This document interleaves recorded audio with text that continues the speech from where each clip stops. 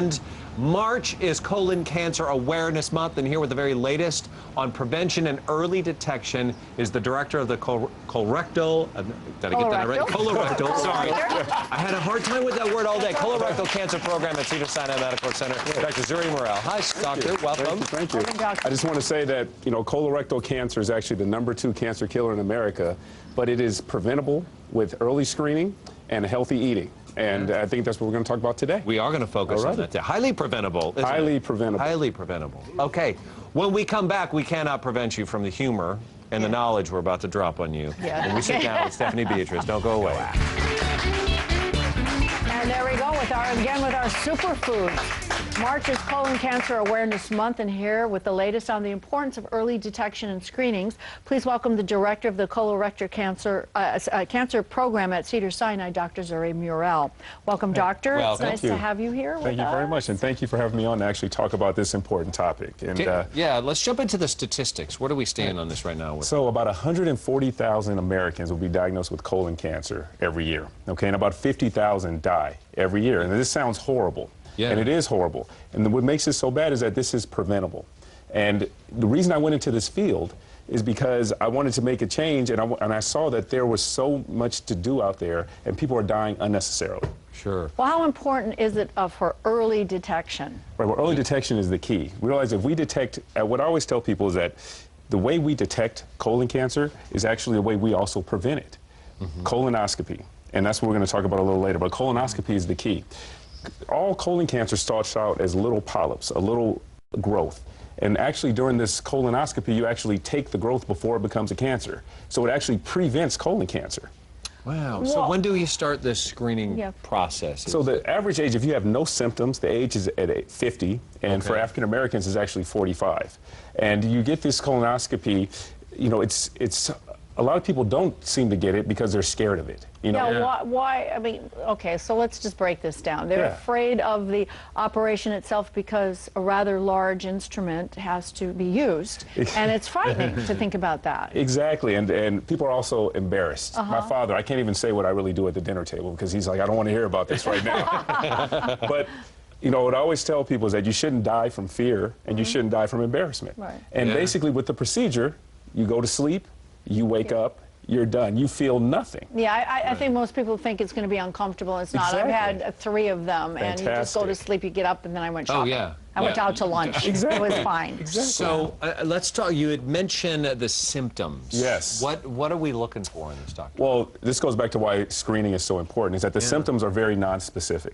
So it's just a change in bowel habits, occasional abdominal pain, sometimes rectal bleeding. But you can see those are very nonspecific. Yeah, those are normal because people have them every once in a while. Exactly. And so unfortunately, if those symptoms actually happen and they're attributable to cancer, it's kind of late in the game. And so that's why the key is screening when you have no symptoms, when you have no issues, because you won't really know. And, you know, once again, the most important thing I tell people is that colonoscopy is not to find cancer. Colonoscopy is to prevent cancer.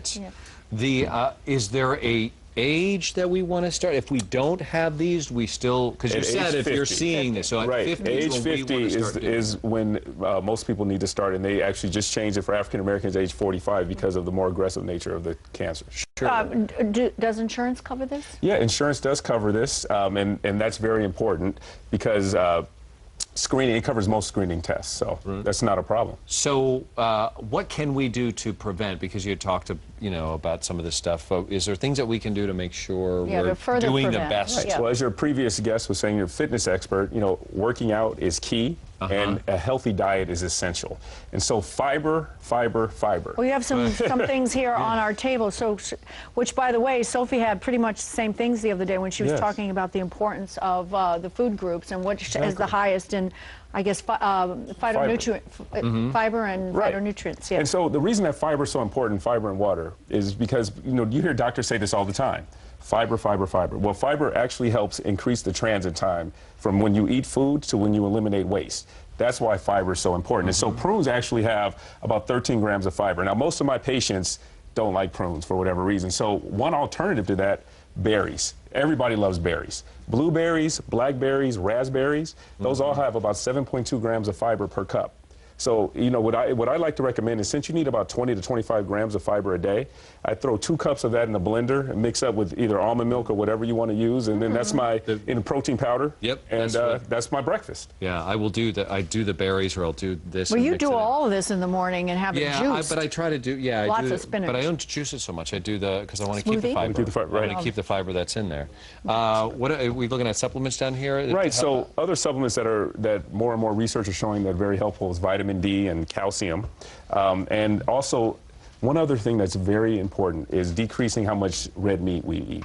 So other lean meats like chicken and fish are great in terms of antioxidants, and they don't lead to cancer formation. Why is red meat so bad for you? Well, you know, it's very interesting is the way we break down red meat. We break it down into something that actually can help, a pro-carcinogen, which is something that can help over time stimulate cancer. Now, this is not all red meat all the time. You can indulge every once in a while, but it's just not all the time. Fantastic. Well, another message that we certainly want to share with our viewers out there is that the Colon Cancer Alliance and its partner, Ducalax, is raising awareness of the topic and the importance of these screenings that we've been talking with here with our doctor about. Can't stress enough, early detection critical. More than 90% of all cases of colon cancer can be cured with a recommended screening, and start at 50. Yes, sir. Start at 50 and go from there. Unless, of course, you have a history. Exactly, then you start earlier. Yeah. Perfect. And if you want more information, please visit Dr. Murrell at lacolonrectalsurgeon.com. There's more information there. And I think I'm due for one here in a little bit. Yeah. So, yeah. Maybe we can film that one. We could, yeah, let's not. Yeah, we should. We did a mammogram on the air. We should do the. I'm not kidding. What? Come on. Not gonna happen. Yeah. Not gonna happen. Not on my watch. Katie Couric did it. Everybody behind the camera's going, no, don't do it. What they want me to do is throw it to Ken. This is not a laughing matter. Ken, you're preventable. up. All right. Come on back to the craft room. I'm almost done with the bookshelf tree, and I need a little help. It's going to be great. Very nice. Let's go to the good doctor. Dr. Zuri, do you have anything you want to share with us? I want to say once again that colonoscopies aren't to find cancer, they're to prevent cancer. And for everyone who's had one, please tell a family member to get it. It's not right that we let people die of embarrassment. We should talk about this. It's a very simple test. You go to sleep, you wake up, you feel nothing, and it saves your life. Right. Yeah. That's great. Die from embarrassment. Well, again, I'll tell you, I had no problem going through it. I heard stories, but Well, we're going to come back, and when we do, Sophie has a fragrant alternative.